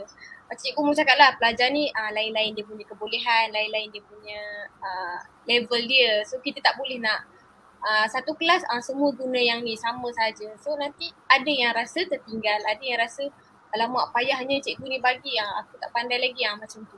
So kita pelbagaikan supaya boleh bagi pilihan lah ataupun choice dekat pelajar tu sendiri. Okay? Alright, saya ada tengok dekat cikgu umum punya jadual ni. Saya rasa yang lain pun rasa berminat juga. Boleh cikgu umum terangkan sikit tentang unduh CV? Macam mana tu? Sikit je, teaser je sikit. Unduh CV ni nak kenalkan nama lain bagi bahagi. So nampak macam wow sikit. Rupanya kita kena masukkan satu elemen yang nak bagi tahu bahawa bahagi ni ada kaitan je dengan CV yang awak belajar tu. So saya meletakkan unduh CV lah. Untuk tarik dia cakap, ya ke betul ke cikgu? Memang maksudnya darab ni ada kaitan dengan bahagi, memanglah. Macam tambah dengan tolak, bila awak proofkan daripada sama dengan kepada tu, dia akan tukar operasi. Sama juga macam darab dengan bahagi. Tu dah macam baru-baru ni kelas dengan budak darjah 2 matematik tu yang saya macam bila saya buat macam ni, dia punya muka, mereka punya muka mereka tu ekspresi, yes that's it.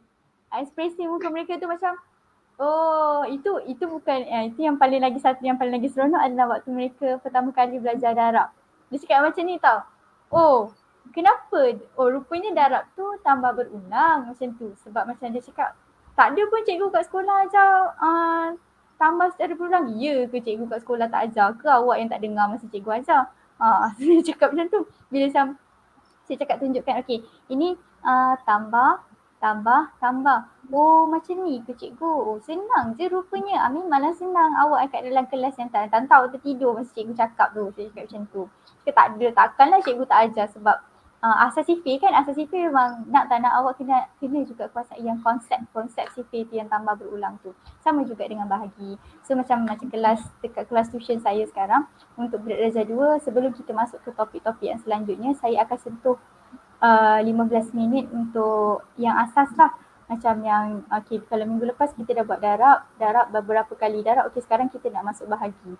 So bahagi tu memang insyaAllah bila kita dah lama tinggal untuk masuk topik yang seterusnya, kita tak jumpa soalan bahagi tu.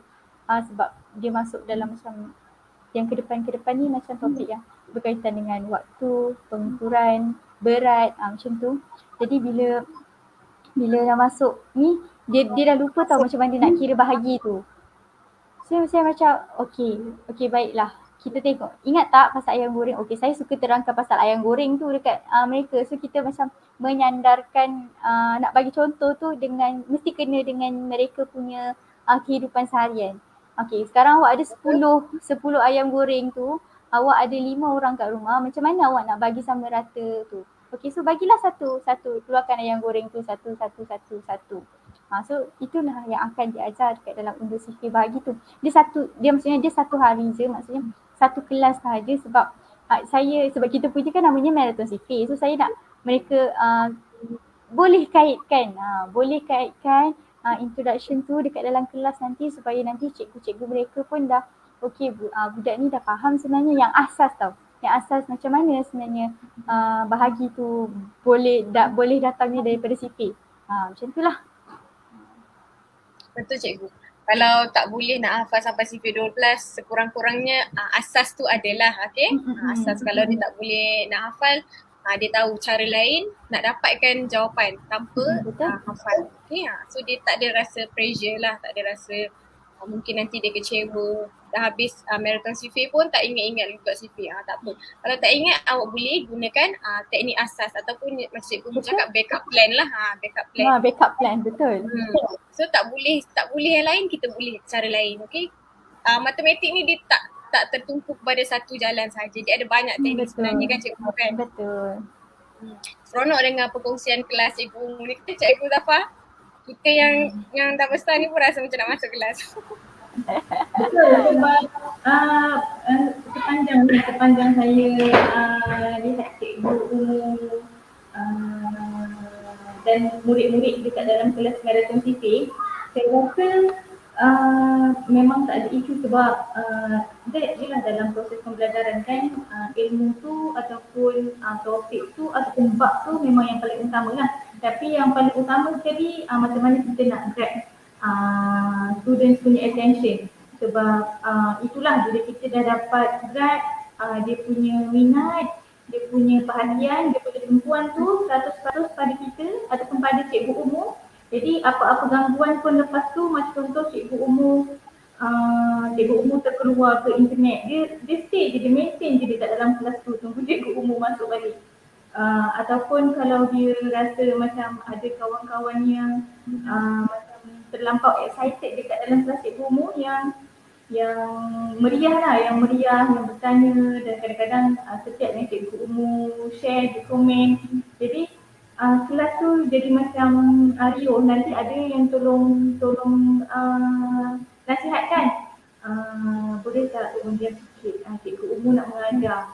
Jadi dia macam tu, dia dah dekat dalam kelas tu, ada yang dah memang daripada marathon sifir 1 sampai marathon sifir 3 pun masih lagi dekat dalam kelas tu. Jadi saya tak tahu memang saya rasa aura seorang cikgu ataupun ciri-ciri seorang cikgu tu dia memang membantu murid-murid kekal fokus dan beri tumpuan pada pembelajaran. Kalau ikutkan matematik ni sebenarnya selagi kita ada buku test, kita ada buku latihan, kita ada pembantu kalkulator, sebenarnya siapa pun boleh mengajar matematik. Tetapi macam mana cara kita mengajar matematik dan macam mana kita nak pelajar ni kekal berikan tumpuan pada kita daripada awal kelas hingga habis kelas. Lagi-lagi musim CPR ataupun kelas online ni, apa dia tarikkan yang kita nak tarik supaya pelajar-pelajar kekal duduk dekat dalam kelas. Kadang 1 jam rasa macam sekejap sangat. Bila kelas tu 2 jam rasa macam lambatnya bila cikgu nak habis. Tu isu dia biasa, bergantung pada topik, bergantung pada cikgu, bergantung pada line internet.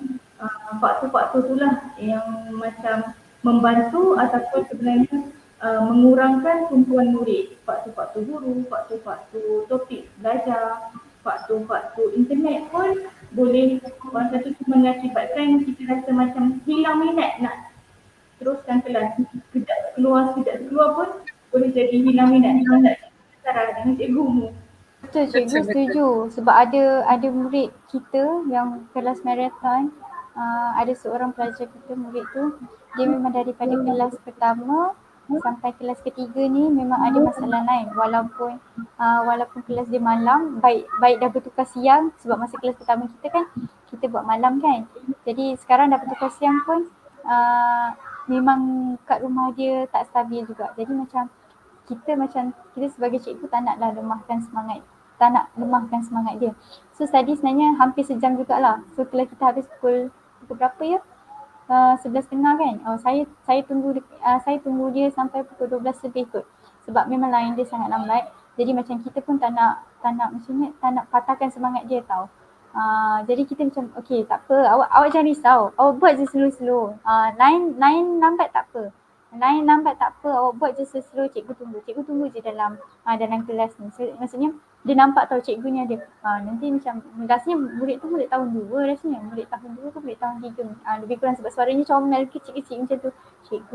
Cikgu ada tak? Cikgu, suara cikgu putus-putus lah. Boleh tak cikgu ulang balik? Lepas tu saya pun macam tak apa, cikgu boleh ulang balik macam dalam saya macam tanya jugalah dengan kawan-kawan kat dalam kelas. Okey kawan-kawan, adik awak ni ada masalah lain, cikgu nak ulang semula ni boleh? So maksudnya kawan-kawan kat dalam kelas pun okey tak apa cikgu ulang je.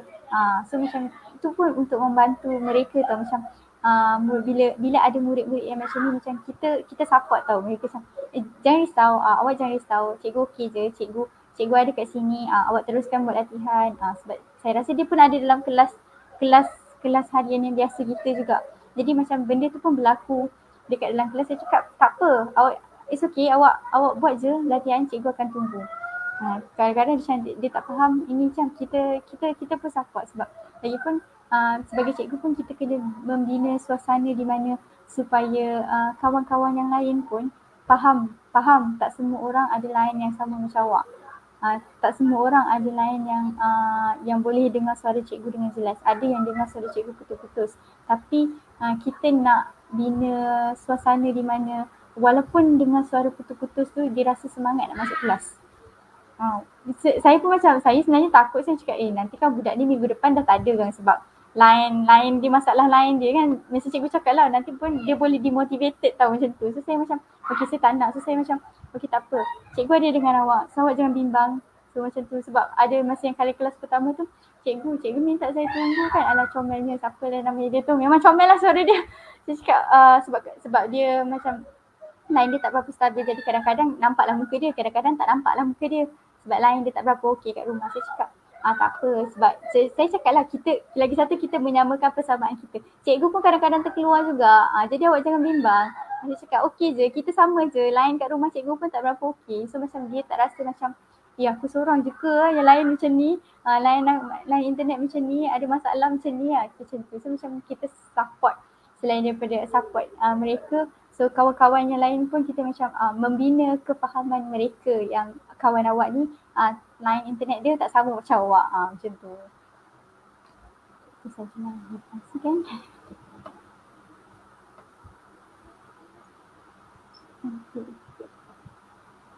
Okey, betul Cikgu Mu. Saya pun kadang-kadang internet pun tak adalah kuat sangat pun. Sama juga kan, benda ni benda di luar kawalan kita. Kita tak boleh nak kawal. So apa yang kita boleh buat, masalah teknikal. So apa yang kita boleh buat, kita buat yang terbaik lah. Sampai mana kita boleh buat sampai situ, kita berikan terbaik sampai yang kita boleh. Okay? Alright, terima kasih Cikgu Umu. Okey, Cikgu Zafar ada sepatah dua. Memandangkan kalau kita melihat jam ni, dah hampir 1 jam 40 minit kita bersiaran secara live. Memang kalau kita nak ceritakan tentang sesi pembelajaran ataupun proses pembelajaran, tak kisahlah sekolah ataupun tuition. Jadi dia sebenarnya ada banyak ruang dengan peluang yang sebenarnya kita boleh dapat secara percuma. Dapat secara percuma macam contoh kalau kita nak mengajar tak semestinya nota-nota ataupun ilmu ataupun macam Cikgu Umu kata pelbagai platform, tak semestinya platform-platform yang kita gunakan untuk menarik minat pelajar tu ialah platform yang berbayar. Kebanyakannya ialah percuma untuk kita sebenarnya sebagai orang kata tu alat bantu mengajar ataupun ABM kat dalam kelas. Sebab kita sedia maklum memang kelas online kan. Jadi bila kita pelbagai waktu belajar, kita bentuk kefahaman antara murid-murid, jangan merendah-rendahkan kawan-kawan yang lain. Jadi sebenarnya kita dalam masa yang sama walaupun kita tak dapat berjumpa secara fizikal, kita nak create orang kata tu adab ataupun harmoninya belajar dekat dalam kelas online. Sebab orang kata tu tak semestinya dengan cikgu yang bagus, dengan alatan yang baik, kita dapat belajar dengan berkesan. Tak, sebab kita nak cipta adab dan harmoni tu. Kita nak cipta macam orang kata tu peradaban belajar ataupun harmoninya belajar secara online walaupun kita ada kekurangan. Memang sampai bila-bila pun kalau kita dalam kelas online ni orang kata tu macam Cikgu Maisarah dengan Cikgu Umu kata isu-isu teknikal ataupun perkara-perkara yang di luar kawalan kita ni memang kita tak boleh kawan. Jadi hanya yang kita mampu buat, kita cipta kefahaman antara murid-murid dengan kawan-kawan yang kekurangan. Kemudian orang kata tu letakkan titik kesamaan. Macam contoh Cikgu Umu dengan Cikgu Maisarah kata tak apa, awak tenang-tenang je, cikgu pun kadang-kadang terkeluar juga. Jadi bila kita letak titik kesamaan tu, dia tak rasa rendah diri lah. Jadi saya suka perkongsian Cikgu Umu dengan Cikgu Maisarah petang ni.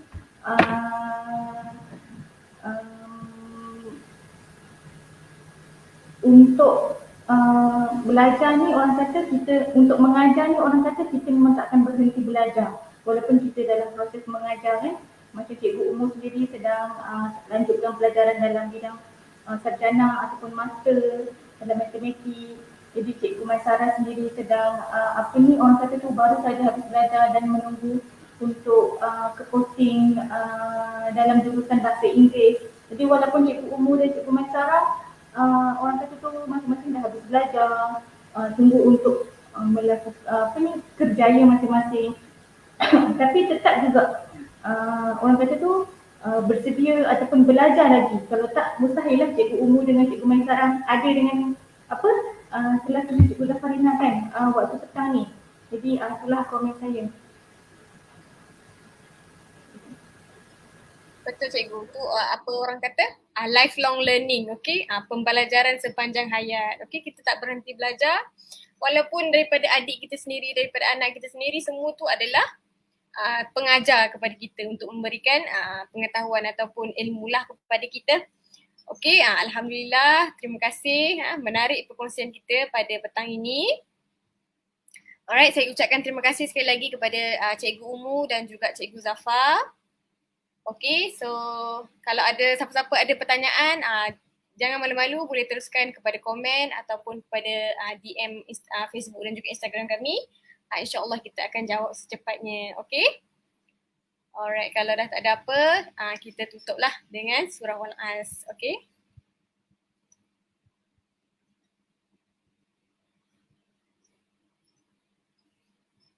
Okay. Alhamdulillah. Okey, terima kasih Cikgu Umu, terima kasih Cikgu Zafar. Sama-sama, terima kasih juga jemput saya.